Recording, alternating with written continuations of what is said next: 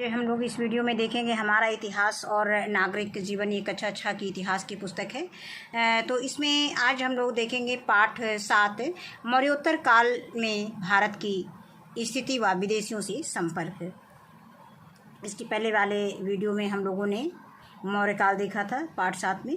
अब हम देखेंगे मौर्योत्तर काल में भारत की स्थिति एवं विदेशियों से संपर्क। तो सबसे पहले हम इस पाठ को पढ़ते हैं, जिसे आपको ध्यान से सुनना है, और इसके बाद अंत में हम वीडियो के अंत में इसके अभ्यास प्रश्न देखेंगे। आपको वीडियो ध्यान से सुनना है जिससे कि आप इसके अभ्यास प्रश्न आसानी से समझ सकें, प्रश्नों के उत्तर।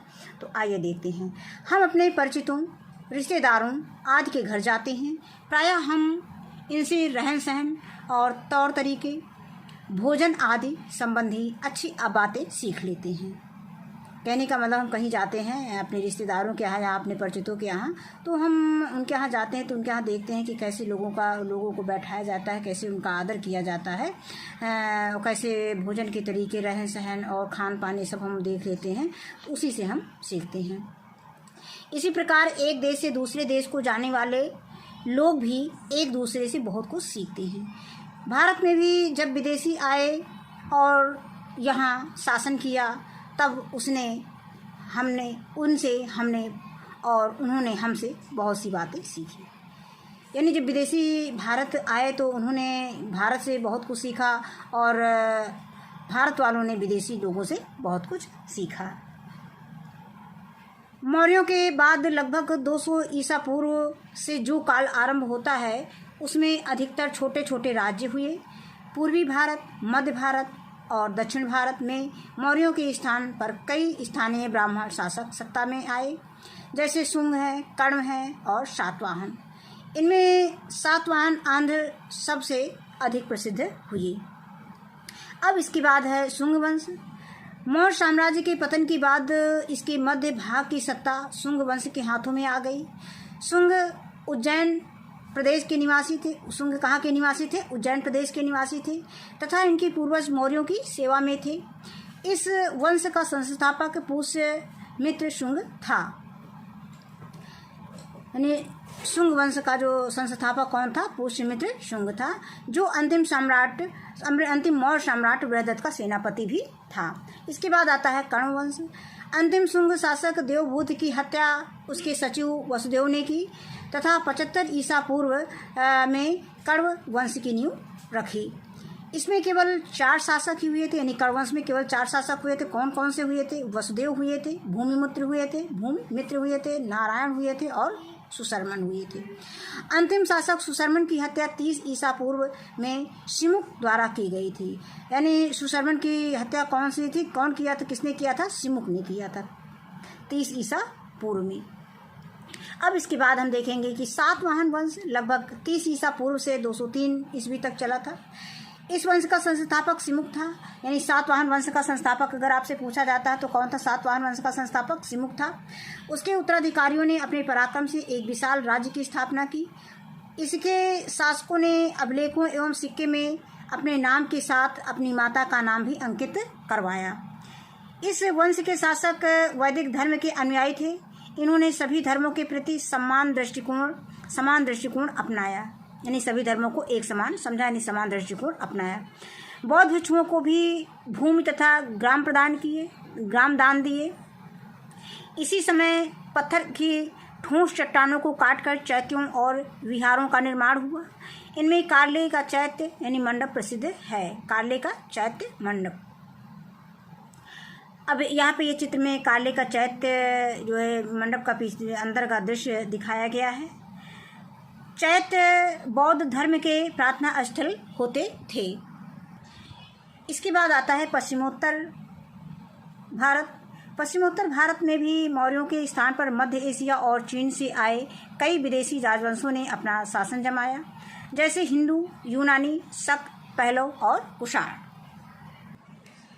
सबसे अधिक विख्यात हिंदू यूनानी शासक मिनांडर हुआ।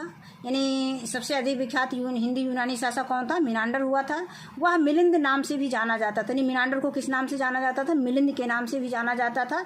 इसकी राजधानी पंजाब में शाकल यानी आधुनिक जो है सियालकोट थी। यानी शाकल जो आधुनिक इसका नाम था सियालकोट था। इसका पहले नाम क्या था? शाकल था। ये कहाँ था? पंजाब में था। आगे आता है यूनानियों के बाद शक आए। अब यूनानियों के बाद कौन आए? शक आए। शक शासकों में रुद्रदामन प्रथम सबसे अधिक विख्यात शासक था। शक के बाद पहलो आए।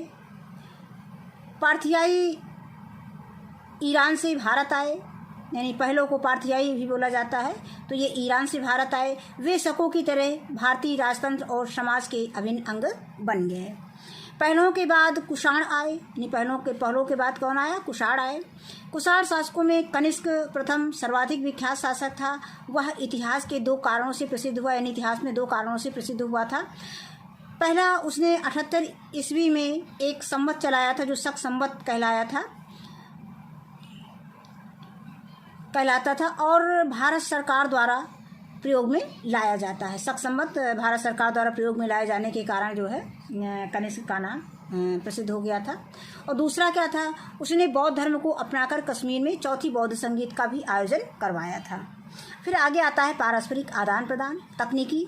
अब तकनीकी के क्षेत्र में एक दूसरे से लोगों ने क्या सीखा? भारतीयों ने हिंद यूनानी और कुषाणों को से सोना व चांदी को पिघलाकर सिक्के बनाने का नया तरीका सीखा। कहने का मतलब कि भारतीयों ने हिंदू, यूनानी व कुषाणों से सोना व चांदी को पिघलाकर सिक्के बनाने का नया तरीका सीखा। यह विधि पूर्व प्रचलित चांदी की चादर के कटे हुए टुकड़ों में लगे ठप्पों के सिक्कों से अधिक सुंदर व स्पष्ट थी। इन सिक्कों में राजाओं के चित्र व लिपि बहुत ही सुंदर व स्पष्ट थी। अब यहाँ पे चित्र में कुषाण कालीन सोने के सिक्का दिखाया गया है, यहाँ पे चांदी से निर्मित यूनानी सिक्का दिखाया गया है किताब में। अब आगे आता है इन सिक्कों से वर्तमान सिक्कों की तुलना करें। अब आप वर्तमान सिक्कों की तुलना करिए, इसमें क्या अंतर दिखाई देता है और चर्चा करें कि वर्तमान सिक्कों से ये किस प्रकार से भिन्न है। दोनों में तुलनात्मक इसका अध्ययन चित्र को देख करके कर सकते हैं। अब इसके बाद आता है पहनावा किस प्रकार का था। शक व कुषाण पगड़ी, कुर्ती और पजामा, लंबे जूते और भारी लंबे कोट, शेरवानी का प्रचलन में लाए थे। यानी पहनावा क्या था कि शक व कुषाण जो है पगड़ी, कुर्ती, पजामा, लंबे जूते और भारी लंबे कोट, शेरवानी का, नहीं जो भारी लंबे कोट जिसको हम शेरवानी आजकल कहते हैं, को प्रचलन में लाए थे। कौन लाया था? शक लाए थे, शक और कुषाण लाए थे। अब व्यापार में क्या आदान प्रदान हुआ? मध्य एशिया व रोमन साम्राज्य से संपर्क होने से भारी मात्रा में सोना प्राप्त हुआ। अगला है कांच के बने बर्तन को बनाने की तकनीक में भी प्रगति हुई। इस काल में नगरीकरण चोटी पर पहुंच गया। कनिष्क ने तक्षशिला और पुरुषपुर नगर का सुंदरीकरण किया और कश्मीर में कनिष्कपुर नगर, आधुनिक कांजीपुर, श्रीनगर के पास बसाया। अगला बिंदु दिया गया है कि कुषाणों ने चीन से मध्य एशिया होते हुए रोमन साम्राज्य को जाने वाले प्रख्यात रेशम मार्ग पर नियंत्रण कर लिया था, जिससे भारतीय व्यापार के लिए नए अवसर मिले और भारतीय व्यापार में वृद्धि हुई। अब यहाँ पे कनिष्क की सिर विहीन मूर्ति, नहीं जिसमें सिर नहीं है, बिना सिर की मूर्ति दिखाई गई है कनिष्क की। तो इसमें दिया है मानचित्र देखकर लिखिए कि उन देशों के नाम लिखिए जिन देशों से होकर रेशम का व्यापार होता था।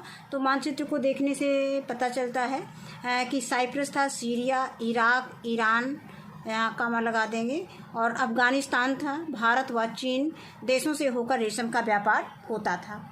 अब इसके बाद विज्ञान एवं प्रौद्योगिकी। पहला बिंदु दिया गया है कि हिंद यूनानियों के संपर्क से खगोल एवं ज्योतिष शास्त्र में प्रगति हुई। सप्ताह के हर दिन को सूर्य, चंद्रमा एवं अन्य ग्रहों के नाम से पुकारते हैं, जैसे रवि, सोम, मंगल, शनि। यह हमने यूनानियों से सीखा। यानी ये जो नाम दिनों के रखे गए हैं, ये हमने कहाँ से सीखा? यूनानियों से सीखा। यूनानी औषधि पद्धति के विषय में जानकारी हुई। कनिष्क के समय चरक नामक चिकित्सक हुए। यानी चरक संबंधी किससे? ये चिकित्सक थे। ये किसके समय थे? कनिष्क के समय थे। इन्होंने चरक संहिता नाम की पुस्तक लिखी थी। यानी चरक संहिता किसने लिखा था? चरक ने लिखा था, जिसमें लगभग 600 से ज़्यादा औषधियों के बारे में लिखा है। यह संहिता निर्देश देती है कि चिकित्सक को अपने मरीजों से विश्वासघात नहीं करना चाहिए। इसके बाद बात आती है मूर्तिकला की। कुषाण काल की कला के 2 प्रमुख केंद्र मथुरा और गांधार थे। यही प्रश्न प्रतियोगी परीक्षाओं में पूछा जाता है कि कुषाण काल की कला के 2 प्रमुख केंद्र कौन कौन से थे? मथुरा और गांधार थे। माना जाता है कि बुद्ध की प्रतिमा की कल्पना और निर्माण सर्वप्रथम गांधार मूर्ति शैली के मूर्तिकारों द्वारा की गई। इन मूर्तियों में बुद्ध को आध्यात्मिक मुद्रा एवं लहराते हुए बालों के साथ सर पर जटा या उभार को दिखाया गया है। इस शैली की मूर्तियों में स्लेटी या नीले धूसर बलुआ पत्थर का प्रयोग किया गया है। यानी किस प्रकार का पत्थर का प्रयोग किया गया है? नीले धूसर और बलुआ पत्थर का प्रयोग किया गया है। फिर आगे है मथुरा मूर्ति शैली के मूर्तिकारों द्वारा निर्मित बुद्ध की पद्मासन में बैठी हुई मूर्ति प्राप्त हुई है। सिर के पीछे प्रभा मंडल है तथा चेहरे पर प्रसन्नता का भाव है। ये मूर्तियां लाल बलुआ पत्थर में बनाई गई हैं। लाल बलुआ पत्थर बनाई गई हैं। किस पत्थर से बनाई गई? लाल बलुआ पत्थर से बनाई गई हैं। अब यहाँ पे ये चित्र में दिखाया गया है गांधार शैली की मूर्ति दी गई है और यहाँ पे मथुरा शैली की मूर्ति दी गई है। अब आगे आता है राज्य व्यवस्था। राजा में देवत्व की भावना की प्रणाली शकों एवं कुषाणों से प्राप्त हुई। शाहानुशाही की अवधारणा कुषाणों की देन है। यानी शाहानुशाही की अवधारणा किसकी देन है? कुषाणों की देन है। उन्होंने भारत से क्या सीखा? विदेश से आए आक्रमणकारियों ने इस देश की संस्कृति को आत्मसात कर लिया। यहीं के धर्म एवं संस्कृति से वे अत्यधिक प्रभावित हुए। भारत में विदेशी प्रभाव से एक मिलीजुली संस्कृति का विकास हुआ। यानी भारत में जो है विदेशी प्रभाव से एक मिलीजुली संस्कृति का विकास हुआ। चीन ने बौद्ध चित्रकला भारत से सीखी। भारतीय संस्कृति में अन्य देशों की संस्कृतियों को मिला लेने की अपूर्व क्षमता रही है। यही कारण है कि विदेशी आक्रमणकारी भी भारतीय समाज के अभिन्न अंग बन गए। भारतीय संस्कृति में सहिष्णुता, सामाजिक मेलजोल, लचीलापन, उदारवादिता व वसुधैव कुटुंबकम, पृथ्वी के सभी निवासी, यानी वसुधैव कुटुंबकम का अर्थ क्या होता है? उसका मतलब बताया गया है कि पृथ्वी के सभी निवासी एक ही परिवार के सदस्य हैं माना गया है, को आदर्श माना गया है। इस कारण यह संस्कृति आज भी विद्यमान है, जबकि अन्य समकालीन प्राचीन सभ्यताएं जैसे मेसोपोटामिया, मिस्र, यूनान एवं रोम विलुप्त हो चुके हैं और उनके भौतिक अवशेष ही बचे हैं। अब कुछ बातें, कुछ बिंदु दिए गए हैं जिसे जानना है। सबसे पहले भारत में सोने का सिक्का कुषाण शासक विम कैटफिशर ने जारी किया था। और अगला बिंदु दिया है कि कुषाण राजाओं ने उच्च कोट की स्वर्ण मूर्तियां जारी की। और फिर अगली जानकारी दी गई कि इसी समय बौद्ध धर्म दो संप्रदायों में बंट गया था, एक हीनयान और दूसरा महायान। और कनिष्क महायान का संरक्षक था। कनिष्क किस धर्म का संरक्षक था? महायान धर्म का संरक्षक था। यही परीक्षा में पूछा जाता है। अब इसके बाद हम इसके अभ्यास प्रश्न देखेंगे। तो अभ्यास प्रश्न ने कॉपी में नोट कर रखा है, इसको देखते हैं। नोट कर रखे हैं, आइए देखते हैं। तो इसमें पहला प्रश्न है अभ्यास का कि शुंग वंश का संस्थापक कौन था? तो इसका उत्तर हम लिखेंगे कि शुंग वंश का संस्थापक पुष्यमित्र शुंग था। इसके बाद प्रश्न संख्या 2 है कि कर्ण वंश के अंतिम शासक का नाम बताइए। तो कर्ण वंश का अंतिम शासक सुशर्मन था। इसके बाद है नंबर 3, प्रश्न संख्या 3 है कि सिमुक किस वंश का शासक था? तो इसमें उत्तर में लिखें कि सिमुक कर्ण वंश का शासक था। इसके बाद है प्रश्न संख्या 4, सातवाहन कालीन धर्म की क्या विशेषता थी? तो इसके उत्तर में हम लिखेंगे कि सातवाहन कालीन वैदिक धर्म के अनुयायी थे। इन्होंने सभी धर्मों के प्रति समान दृष्टिकोण अपनाया। बौद्ध भिक्षुओं को भी भूमि तथा ग्राम दान में दिए। इसी समय पत्थर की ठोस चट्टानों को काटकर चैत्यों और विहारों का निर्माण हुआ और इनमें कार्ले का चैत्य मंडप प्रसिद्ध है। प्रश्न संख्या 4 है कि भारत के विदेशों के संपर्क के कारण व्यापार, पहनावा, ज्ञान, विज्ञान तथा प्रौद्योगिकी में क्या बदलाव आया? तो इसके उत्तर में हम लिखेंगे कि भारत का विदेशों से संपर्क के कारण व्यापार, पहनावा, ज्ञान, विज्ञान और प्रौद्योगिकी में निम्नलिखित बदलाव आए। पहला है व्यापार। इसमें हम इसका उत्तर जो है टेक्स्ट बुक में देख लेते हैं, पेज संख्या 65 पर। इसमें लिखेंगे कि नंबर 1, मध्य एशिया व रोमन साम्राज्य से संपर्क होने से भारी मात्रा में सोना प्राप्त हुआ। और नंबर 2 है कांच के बने बर्तन को बनाने की तकनीक में भी प्रगति हुई। और नंबर 3 है इस काल में नगरीकरण चोटी पर पहुंच गया था। और आगे हम इसमें ये भी यहाँ तक ही लिख सकते हैं, अगर हमें याद है तो हम इसको भी पढ़ लेंगे कि कनिष्क ने तक्षशिला के पुरुषपुर नगर का सुंदरीकरण किया और कश्मीर में कनिष्कपुर नगर यानी आधुनिक जो है कांजीपुर श्रीनगर के पास बसाया। या हम इसको इतना ही लिख सकते हैं, अपने काफ़ी प्रश्न इसका उत्तर बहुत लंबा हो जाएगा। इस काल में नगरीकरण चोटी पर पहुँच गया था। इसके बाद अगला नंबर इसी में लिख देंगे कि कुषाणों ने चीन से मध्य एशिया होते हुए रोमन साम्राज्य को जाने वाले प्रख्यात रेशम मार्ग पर नियंत्रण कर लिया, जिससे भारतीय व्यापार के लिए नए अवसर मिले और भारतीय व्यापार में वृद्धि हुई। इसके बाद है पहनावा। कुषाणों के प्रभाव के कारण भारत में पगड़ी, कुर्ता पैजामा, लंबे जूते और भारी लंबे कोट, जिसको हम शेरवानी कहते हैं, का प्रचलन हुआ, यानी लंबे कोट शेरवानी का प्रचलन हुआ। इसके बाद है ज्ञान विज्ञान और प्रौद्योगिकी।